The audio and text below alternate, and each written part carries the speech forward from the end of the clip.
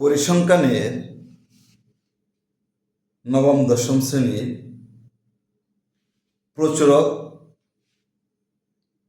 আছে। পরিসংখ্যানে প্রচুরকের একটি সূত্র হলো L plus F1 by F1 plus F2 into H. সূত্রটা হলো এরকম, L plus F1 by F1 plus F2 into H. এটা হলো প্রচুরকের সূত্র। এলটা হলো যে শ্রেণীতে প্রচুরক অবস্থিত সেই শ্রেণীর নিম্ন সীমা, আর এইচ হইল শ্রেণী ব্যক্তি। F1টা হলো প্রচুরক শ্রেণীর গণসংখ্যা বিয়োগ পূর্ববর্তী শ্রেণীর গণসংখ্যা, আর F2 হলো প্রচুরক শ্রেণীর গণসংখ্যা বিয়োগ পরবর্তী শ্রেণীর গণসংখ্যা।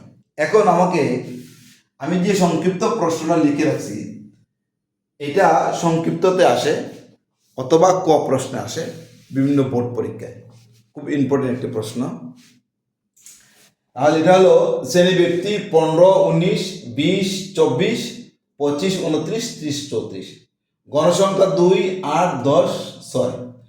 প্রচুরক নির্ণয়ে F1 প্লাস F2 এর মান নির্ণয় করতে বলছে আমাকে। এটা দুই প্রশ্নে আসে, সংক্ষিপ্ত কতে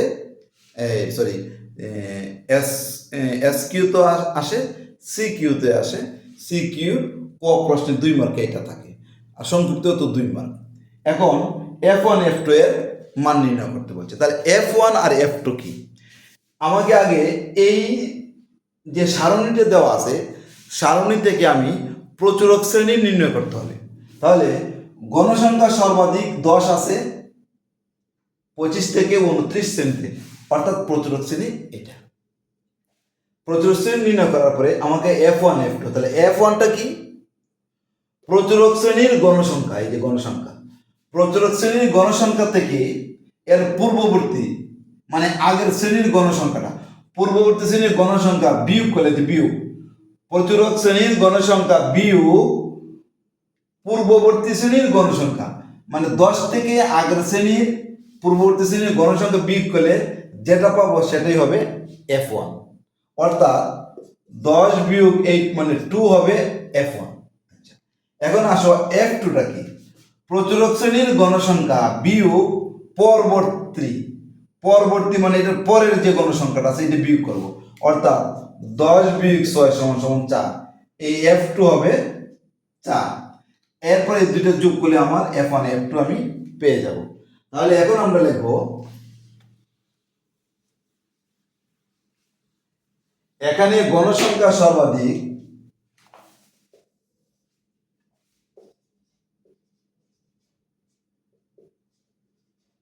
এখানে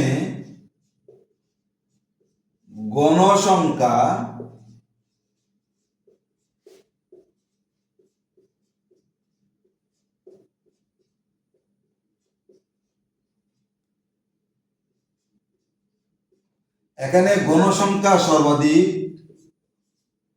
10 আছে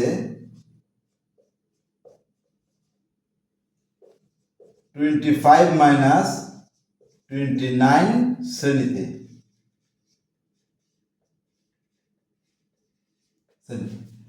এখানে গণসংখ্যা সর্বাধিক 10 আছে এত শ্রেণীতে, অতএব প্রচুরক শ্রেণী।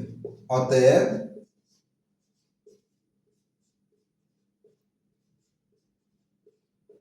প্রচুরক শ্রেণী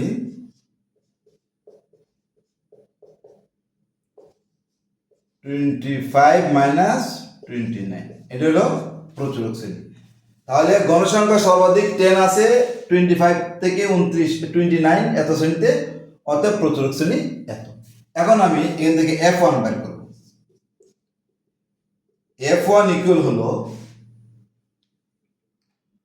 প্রচুরক শ্রেণীর গণসংখ্যা থেকে পূর্ববর্তী শ্রেণী, এটা হলো পূর্ববর্তী শ্রেণী, এটা হলো পরবর্তী শ্রেণী, এটা হলো আগের শ্রেণী, এটা হলো পরের শ্রেণী। আগেরটাকে বলা হয় পূর্ববর্তী আর পরেরটাকে বলা হয় পরবর্তী।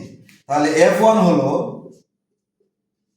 10 মাইনাস 8, তাহলে হলো 2, আর F2 হলো 10 মাইনাস 6, তাহলে F1 হলো প্রচুরক শ্রেণীর গণসংখ্যা থেকে পূর্ববর্তী শ্রেণীর গণসংখ্যা বিয়োগ করলে যে বিয়োগফলটা পাবো সেটা হলো F1। আর F2 হলো প্রচুরক শ্রেণীর গণসংখ্যা থেকে পরবর্তী শ্রেণীর গণসংখ্যা বিয়োগ করলে যেটা পাবো সেটা হলো F2।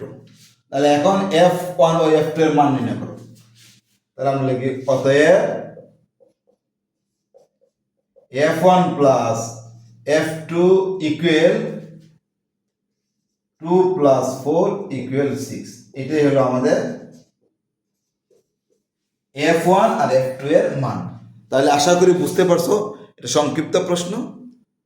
আমরা সামনে আরো কিছু গুরুত্বপূর্ণ তোমাদের যেগুলো বোর্ড পরীক্ষা আসে বা যেগুলো পরীক্ষা আসে সেগুলো নিয়ে আসতে চেষ্টা করবো। সেই পর্যন্ত সুস্থ এবং ভালো থাকো।